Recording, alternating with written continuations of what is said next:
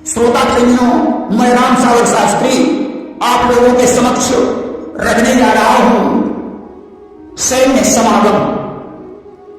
देखिए, भगवान कृष्ण ने धर्मराज से कहा कि अब तो सेनाएं संगठित हो चुकी हैं, धमसा बजने की देर है, कहिए धर्मराज अब आपका क्या विचार है। धर्मराज ने कहा और प्रयास करके देखते हैं, शायद दुर्योधन मान जाए। इस बार उन्होंने उसे समझाने के लिए धौम्य पुरोहित और द्रुपद को भेजा। धौम्य पुरोहित दुर्योधन के दरबार में पहुंचे। उन्होंने कहा यह धर्मराज का आखिरी पैगाम है कि उनका अधिकार वापस कर दिया जाए। अभी भी कुछ नहीं बिगड़ा है। दुर्योधन कुछ नहीं बोला। धौम्य ने भीष्म और द्रोण की तरफ देखकर कहा कि आप लोग बड़े बूढ़े और बुद्धिमान हैं, दुर्योधन को समझाकर पांडवों का अधिकार वापस करवा दो, अन्यथा महाभारत की आग से सारे कुल का बंटाधार हो जाएगा। कि हे भीष्म विदुर हे द्रोण नृपति, अब दुर्योधन को समझाओ, जो कुल की कुशल चाहते हो तो तीनों का हक दिलवा दो। भीष्म और द्रोणाचार्य ने दुर्योधन से कहा ज्यादा समझाने का समय नहीं है, पांडवों का अधिकार वापस कर दो, अन्यथा इस महाभारत की आग में लाखों लोगों की जानें चली जाएंगी। दुर्योधन ने कहा बाबा अब जो होगा देखा जाएगा, या सुलह और सिंध की बात अब कुरुक्षेत्र के मैदान में ही होगी कि इस समर निमंत्रण ही पर वसु स्वीकृति की मुहर हमारी है। संग्राम भूमि में स्वागत को कौरव दल की तैयारी है। हमारे पास 11 अश्विनी सेना है, फिर डरने की क्या बात है। धृतराष्ट्र बोले पुत्र, तेरी इस हट पर सारा विश्व बलिदान हो जाएगा, तमामों नारियां विधवा हो जाएंगी, इसलिए इन बड़े बूढ़ों की बात मान ले। परंतु दुर्योधन नहीं माना। संजय ने आकर दुर्योधन से कहा कि रंग महल में तुम्हारी माता गांधारी मिला रही हैं। दुर्योधन रंग महल में चला गया। गांधारी ने समझाया दुर्योधन तू नहीं जानता है भीम और अर्जुन कितने बलशाली हैं, फिर त्रिभुवनपति जिसके सहायक हूं उनसे तू कैसे जीत पाएगा। दुर्योधन ने हंसकर कहा मां तुम उस मामूली ग्वाले को त्रिभुवनपति समझ रही हो, अरे उस नटवर को तुम भगवान समझ बैठी हो। गांधारी कहने लगी तू नहीं समझेगा, वह नटवर काल के भी काल है, इसलिए मेरी बात मान ले। दुर्योधन कहने लगा अब तो मुझे तुम लोगों पर गुस्सा आ रहा है, शायद तुम्हारी बुढ़ापे पर बुद्धि खराब हो गई है। ऐसा कहकर भानुमति के महल में चला गया। भानुमति ने दुर्योधन को उदास देखकर पूछा क्या कारण है नाथ, आज तुम बड़े दुखी दिखाई दे रहे हो। दुर्योधन बोला क्या कहूं, अपने ही लोग दुखी बना रहे हैं। कि कुरुपति बोला क्या कहूं प्रिय, अपने ही हो गए बेगाने हैं। मुखिया मनमानी करते हैं, अंधी अंधे सठियाने हैं। माता पिता दोनों सठिया गए। जिधर देखो उधर मेरा उत्साह गिराया जा रहा है। भानुमति ने कहा स्वामी कभी कभी दुर्दिन के चक्कर में अच्छी बात नहीं खराब हो जाती है। अरे तुम कृष्ण को साधारण मनुष्य समझ रहे हो कि जिसने बालकपन से अब तक इतनी लीला विस्तारी है, इतना तो मैं भी कहती हूं वह मनुष्य नहीं अवतारी है। कृष्ण की बचपन की लीलाओं को सुनकर मुझे भी यही लगता है कि वे अवतारी पुरुष हैं, इसलिए अंतर्दृष्टि का प्रयोग करो, अन्यथा तुम मुझे भी विधवा बना दोगे। दुर्योधन ने कहा भानुमति तेरा भी दिमाग खराब हो गया है। अरे उस कृष्ण को लीला की लीलाओं पर मुझे कोई विश्वास नहीं है। मुझे तेरे ऊपर विश्वास था, परंतु तू भी कायर निकली कि मेरी अर्धांगिनी कहला कर मोहित है उसकी हरकत पर। लग जाए आग इस सतपन में, बिजली टूटे पाती ट्रक पर। तू एक वीर की पत्नी होकर कृष्ण का गुणगान कर रही है, इसी वक्त हमारी आंखों के सामने से चली जा भानुमति वहां से चली गई। वहां समझ गई अब इनका रावण की तरह विनाश होने वाला है। उधर धृतराष्ट्र ने द्रुपद से कहा कि आप जाइए, हम दुर्योधन को समझाकर 2-4 दिनों में खबर भिजवा देंगे। धर्म पुरोहित और द्रुपद वापस लौट आए। उन्होंने धर्मराज से कहा, धृतराष्ट्र ने 2-4 दिन की मोहलत मांगी है। इधर संजय से धृतराष्ट्र ने कहा कि युद्ध टालने का प्रयास करो, अगर धर्मराज को नकारात्मक उत्तर देंगे तो युद्ध प्रारंभ हो जाएगा। 8वें दिन संजय विराटपुर में पहुंचे। भगवान कृष्ण उस समय शयन कर रहे थे। संजय का आगमन सुनकर उठकर बैठ गए। संजय ने भगवान को प्रणाम किया। भगवान ने कहा, कहो संजय, क्या समाचार लाए हो? कि प्रभु बोले, संजय बतलाओ, अब क्या निश्चय ठहराया है? अधिकार पत्र पहुंचाया है या रण संदेश पठाया है? अधिकार पत्र लेकर आए हो या रण का संदेश लेके आए हो? संजय ने कहा, कृष्ण, न मैं संधि का प्रस्ताव लाया हूं, न रण का संदेश लाया हूं, बल्कि मैं धृतराष्ट्र की अनुनय विनय सुनाने आया हूं। उनका कहना है कि शांति बनाए रखें, युद्ध टालने का प्रयास करें, उन्हें कुछ दिनों की और मोहलत चाहिए। और प्रभु, हमारी तरफ से भी यही प्रार्थना है कि भर जाए लखनी नालों से फुलवारी सूरज सुगंधों की, लज्जापति हाथ तुम्हारे है, लज्जा उन अंधी अंधों की। हे प्रभु, धृतराष्ट्र और गांधारी पर कृपा दृष्टि बनाए रखें, अगले संदेश की प्रतीक्षा करें। भगवान को प्रणाम करके संजय चले गए। कुछ दिनों बाद पुनः संदेश लेकर आए। सरदार संदेश सुनने के लिए उत्साहित थे, परंतु अन्य विनय के अतिरिक्त कोई संदेश नहीं था। भगवान कृष्ण तो मुस्कुरा रहे थे, परंतु युधिष्ठिर की आंखों में आंसू थे। संजय ने कहा, प्रभु, इधर से क्या जवाब मिल रहा है? कृष्ण ने कहा, संजय, मैं क्या जवाब दूं? अगले संदेश की प्रतीक्षा करूंगा। जब उत्तर नहीं मिलेगा तो युद्ध करना हमारी मजबूरी होगी। भीम ने कहा, संजय, धृतराष्ट्र से जाकर कह देना कि अब बहुत दिनों तक प्रतीक्षा नहीं हो सकती है। संजय के जाने के बाद कौरव सभा से कोई उत्तर नहीं आया। धर्मराज ने कृष्ण से कहा कि बहुत दिन हो चुके हैं, कोई उत्तर नहीं आया। भगवान ने कहा, एक बार उनके पास आखिरी संदेश भेज दिया जाए। धर्मराज ने कहा, तो आप ही वहां से ले जाइए। भगवान कृष्ण आज फिर से हस्तिनापुर पहुंचे। भगवान ने दुर्योधन से पूछा, तुम्हारा क्या विचार है? धृतराष्ट्र ने कहा, कृष्ण, पहले भोजन कर लीजिए, इसके बाद निर्णय हो जाएगा।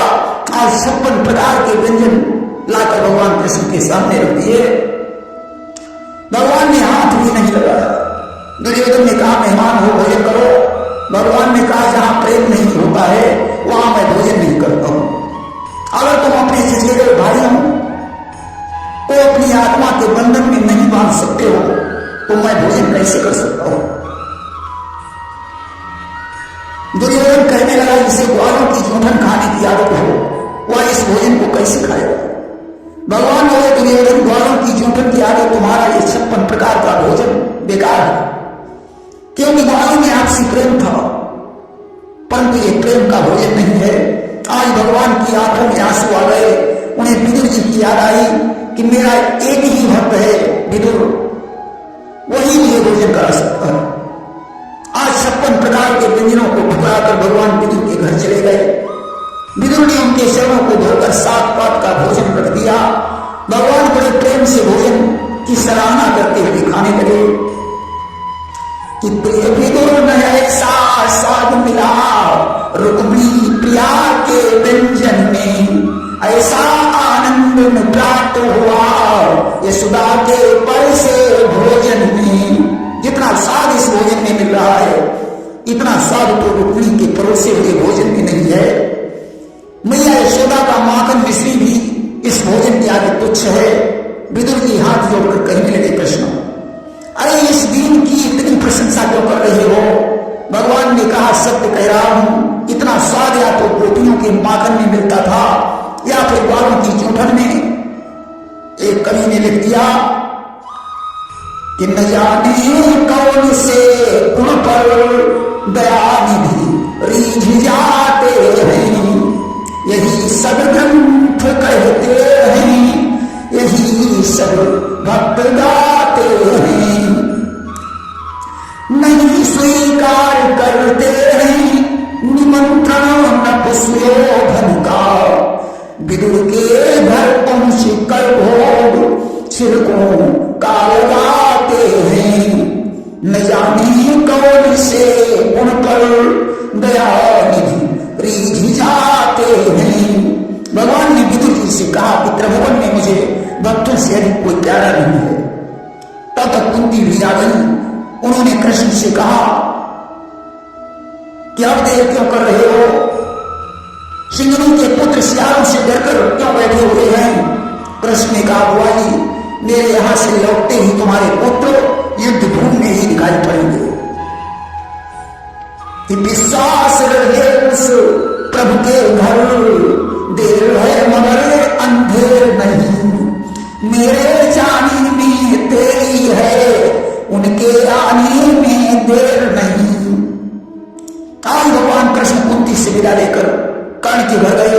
कर्ण ने कृष्ण के शरणों में अपना मस्तक झुकाया। भगवान ने कहा कर्ण तुम सूर्य के पुत्र हो, युधिष्ठिर के बड़े भाई हो, कुंती तुम्हारी माता है। कि वास्तव में सूर्य कुमार हो तुम, कुंती के राज दुलारे हो, श्री धर्मराज के भाई हो, पांडव कुल के उजियारे हो।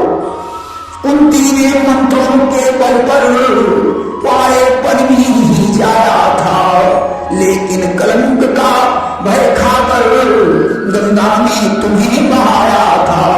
कुंती ने मंत्र बल से पाए पद में तुम्हें जन्म दिया था। कलंक के डर से उन्होंने तुम्हें गंगा में बहा दिया था। अधरत में गंगा से लाकर तुम्हारा पालन पोषण किया। अब तुम सूत पुत्र नहीं हो, तुम धर्मराज के बड़े भाई हो, इसलिए उनकी सहायता करो।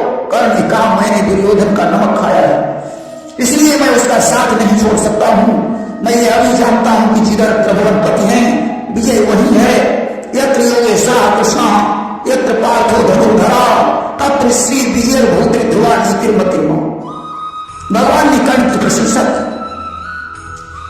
कि होना चाहिए वीर नर को इस तरह ध्यान अपने प्रण का।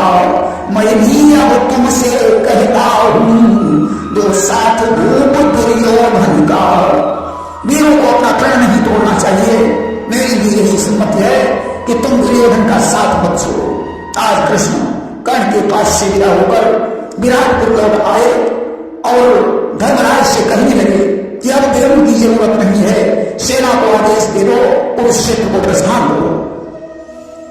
कि राजन विलंब का समय नहीं, निष्कारण समय जा रहा है।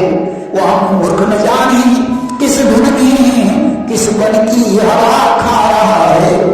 धौसा बजने ही वाला था, तब तक रुक्मिणी का भाई रुक्म आ गया। उसने कहा इस कृष्ण को निकाल दीजिए और सेनापति का मुकुट मेरे शीश पर बांध दीजिए, मैं कौरवों पर विजय प्राप्त करके तुम्हें राजा बना दूंगा।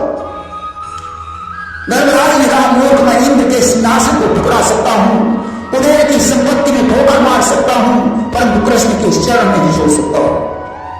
इसे शील समर्थ महेश सुरेश के वैभव को तजिदारम अमेघ सिदान कुबेर से साहब स्वर्ग की शांति पे ठोकर मारम। चंद से शीतल तेज दिनेश से तीन लोक की संपत्ति हारम। अवतीत कहा सुर सिद्ध मनमोहन पद पंकज परिवारम। भीम ने बांह पकड़कर उसे दरबार से बाहर निकाल दिया और दुर्योधन के दरबार में पहुंचा। उसने कहा अगर भीष्म पितामह के बदले मुझे सेनापति बना दो तो मैं 2 ही दिनों में पांडवों पर विजय प्राप्त करके दिखाता हूं। दुर्योधन ने कहा मूर्ख, चुपचाप यहां से निकल जा, मुझे भीष्म पर भरोसा है परंतु तेरे ऊपर भरोसा नहीं है। रुक्म वापस लौट गया। इधर पांडव दल तैयार होने लगा, उधर दुर्योधन द्रोणाचार्य से कहने लगा गुरुदेव कुरुक्षेत्र के मैदान की शैली के लिए हमारा जी घबरा रहा। द्रोण ने कहा पहले मैंने तुम्हें समझाया परंतु तुम नहीं माने, अब डरने से काम नहीं चलेगा। भले ही मेरा ये जीवन चला जाए मगर मैं तुम्हारा पक्ष नहीं छोड़ूंगा। दुर्योधन भीष्म के पास गया, उसने कहा बाबा अब क्या होगा? भीष्म ने कहा कि हुई है सोई जो राम रचना का, अब कई तर्क बढ़ा गई शाखा। तब तो वही होगा जो विधाता को मंजूर। मैंने तुम्हें समझाया परंतु तुम नहीं माने। जहां कृष्ण है वही विजय है। इस महाभारत में हम सभी का बलिदान होगा, परंतु फिर भी मरते दम तक मैं तुम्हारा साथ नहीं छोड़ूंगा। दुर्योधन ने कर्ण से कहा कि अब क्या होगा?